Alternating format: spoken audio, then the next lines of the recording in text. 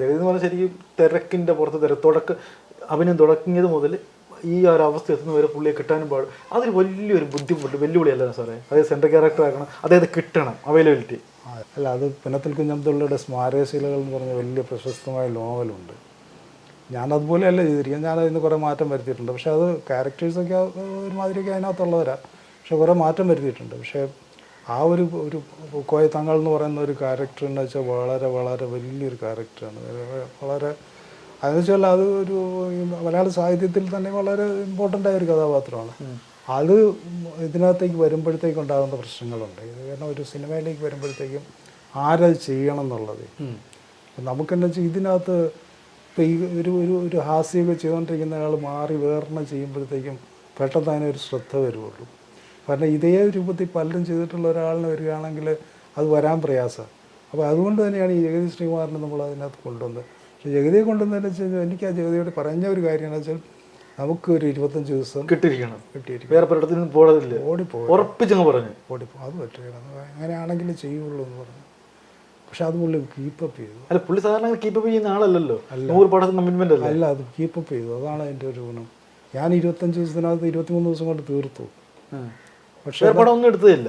അതിൻ്റെ ഇടയ്ക്ക് ഒരു ദിവസം മറ്റോ ആകെ കൂടി ഒരു ദിവസം മറ്റോ പോയിട്ട് വന്നു, അല്ല വേറെ ഒരു പടവും പുള്ളി പോയില്ല.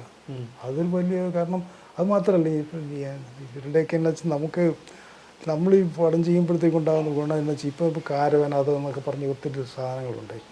നമുക്ക് അവിടെ ഒരു കസേര പോലും ചിലപ്പോൾ കണ്ടില്ല, വളരെ സൗകര്യത്തിലൊക്കെ ഇരിക്കുക, അങ്ങനെയൊക്കെ ചെയ്യുക. അല്ല, ജഗതിയൊക്കെ അങ്ങനെ സഹകരിക്കാൻ തയ്യാറായ നടനാണോ? അങ്ങനെ പരിമിതികൾ അഡ്ജസ്റ്റ് ചെയ്ത് പരിമിതി ഒരു അഡ്ജസ്റ്റ്മെൻ്റ് എന്ന് പറഞ്ഞില്ല എന്നോട് എൻ്റെ കൂടെ നിന്നു, ഇത്രയും ദിവസം നിന്നു, പടം ചെയ്തു, സന്തോഷത്തോടു കൂടി പുള്ളി പടം ചെയ്തു. അത് പുള്ളി എനിക്ക് ഒരിക്കലും ഒരു മറക്കാൻ പറ്റില്ലാത്തൊരു കാരണം അങ്ങനെ ഒരു നടൻ്റെ കാരണം ജഗതിക്ക് അഭിനയം അറിയില്ലെന്ന് ആരും പറയുമല്ലോ.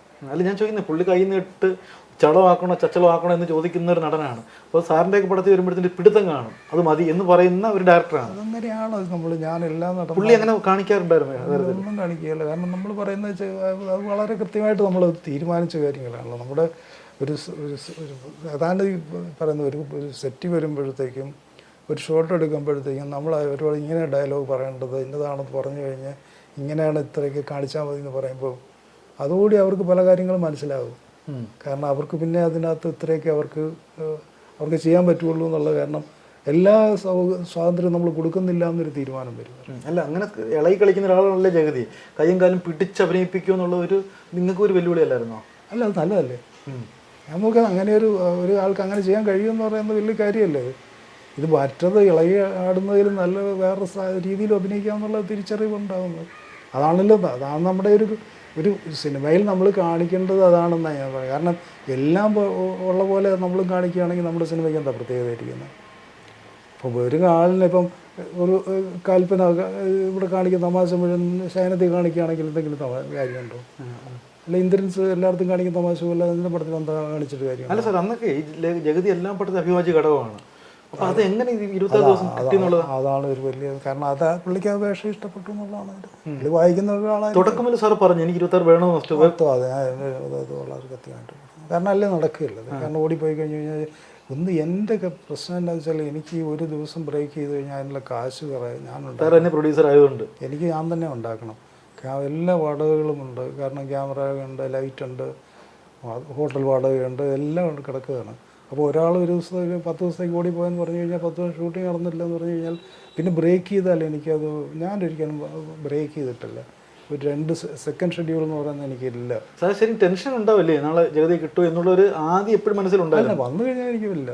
ആൾ വന്നു കഴിഞ്ഞാൽ പിന്നെ നമുക്ക് മാനേജ് ചെയ്യാമെന്നറിയാം. പക്ഷെ നമ്മുടെ സെറ്റ് വന്നില്ലെങ്കിൽ നമുക്കൊന്നും ചെയ്യാൻ പറ്റുമല്ലോ. അപ്പോൾ അത് ഇപ്പോൾ ചെയ്തു, അദ്ദേഹം പറഞ്ഞ പോലെ തന്നെ എല്ലാം ചെയ്തു. നമ്മൾ കയ്യിൽ പിടിച്ച് ഒതുക്കി പുള്ളിയെ കൈ കിട്ടി. ഇല്ല, എനിക്ക് ഇതെന്തെങ്ങനെയാണ് നമുക്ക് ഒരാളിനെ ഇപ്പോൾ പിടിച്ചൊതുക്കാനോ ഒന്നും കാരണം അവർക്ക് വലിയൊരു ലോകം പുറത്ത് കിടക്കുകയല്ലേ. അവർക്ക് എവിടെ വേണമെങ്കിൽ പോയാൽ അഭിനയിക്കാൻ പറ്റും. അവർക്ക് വേണ്ടിയിട്ട് ആൾക്കാർ കാത്തു കിടക്കുന്നുണ്ട്. ഓരോ ദിവസവും ഓരോരുത്തർ വിളിച്ചുകൊണ്ടിരിക്കുക. അപ്പം പലപ്പോഴും എന്നോട് പറയാറുണ്ട്, ഞാൻ ആ മുറി കിടക്കുന്നില്ല, നിങ്ങളുടെ മുറിയിലാണ് കിടക്കുന്നത്, കാരണം ആരെങ്കിലും വന്ന് എന്നെ രാത്രി പൊക്കിയെടുത്തോണ്ട് പോകുന്നു.